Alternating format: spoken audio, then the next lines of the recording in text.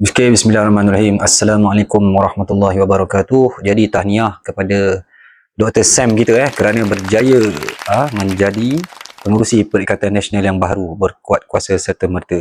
Okey, apa lagi kita nak sebagai rakyat Malaysia yang dekat luar sana yang mencari wadah ataupun payung perjuangan selaku alternatif bagi kerajaan yang ada ni. Daripada segi track record pun dah memang terbukti setakat ni, tak korup. Okay, Dr. Sam ni seorang teknokrat profesional. Kalau kau tak minat ulama', tak minat lebay, katanya jumut lah apalah. Sekarang ni Perikatan Nasional dah angkat seorang teknokrat yang profesional, yang pakar dalam bidang aeroangkasa. Jadi kepada orang Melayu Islam khususnya, dan juga kepada orang bukan Islam yang berbangsa India dan bangsa Cina yang tak ekstrim, betul-betul nak tak ada rasuah, Malaysia ni bersih, stabil, pilihlah Perikatan Nasional. Kalau tuan-tuan undi di AP, kod mana pun akan bergantung nasib kepada kestabilan Melayu tu dulu. Sekarang ni apa yang berlaku dalam Pakatan Harapan, teras Melayu tu dah tak kuat, dah hancur. Kalau nampak macam Melayu dalam tu sangat bertoleransi dengan orang bukan Islam, sebenarnya itulah yang mengundang kepada apa yang jadi sekarang ni, yang pembalahan isu kuil, isu apa semua ni. Sebab apa? Sebab tak ditangani dengan baik.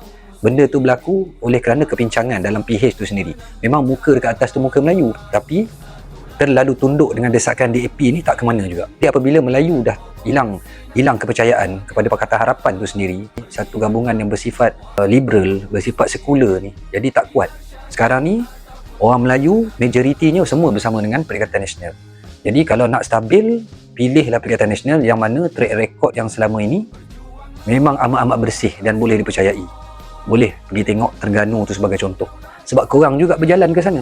Korang suka berjalan ke Terengganu tu. Sampai Terengganu tu dapat anugerah paling bahagia pun negeri tu, kepada bukan Melayu, bukan Islam, yang betul-betul tak nak rasuah, yang betul-betul nak tengok Malaysia ni dipimpin oleh orang yang tidaklah terlalu keagamaan sangat. Tu dah Perikatan Nasional dah angkat seorang teknokrat aeroangkasa. Pergi tengok sendiri, dia pun tak ada pakai jubah pun, untuk pakai kod tu je. Tak apalah, mula daripada situ untuk faham bagaimana gerak kerja Islam ni sebenarnya dalam pentadbiran live. Tengok atas jalan, tengok macam mana Dr. Sam tu, tengok macam mana dia takbir Terengganu tu daripada dulu sampai hari ni, sampai sekarang ni dah dilantik pengurusi PN. Kalau angkat sebagai Perdana Menteri pun tak malulah dengan sijil yang dia ada. Daripada segi waras pun dia tak pernah nak ajak orang berpecah belah, jadi orang pertama yang memecah belahkan orang Malaysia ni. Jadi tahniah sekali lagi kepada Dr. Sam dan kepada seluruh rakyat Malaysia, tak kira bangsa dan agama, yang betul-betul nak tengok Malaysia ni dipimpin oleh orang yang betul-betul ada visi, ada misi, orang yang adil, orang yang bebas daripada rasuah. Pilihlah Perikatan Nasional. Tak ada istilah gelombang hijau ke, gelombang apa ke, tak ada.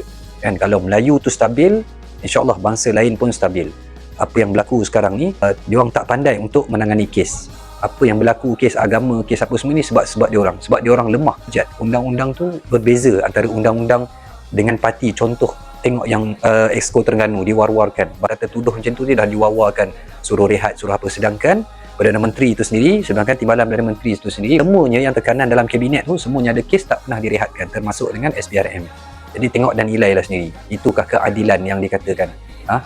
Yang dikatakan Parti Keadilan Rakyat, Parti Keadilan Nasional tu. Cakap hanyalah retorik, mitos. Jadi kepada rakyat Malaysia, buat pilihan yang bijak. Kalau betul-betul nak tengok masa depan yang gemilang, cemerlang, hidup harmoni, hidup tak berpecah belah, yang sebenar-benarnya, yang mana salah tetap salah, tak kira ianya datang daripada rumpun Melayu, Tamil atau Hindu, ataupun Buddha ataupun Cina, tak ada kompromi. InsyaAllah Perikatan Nasional lah jalannya, adalah wadah terbaik selaku pakatan alternatif bagi kerajaan yang korup yang ada pada hari ini. Okey, itu saja. Tahniah Dr. Sam.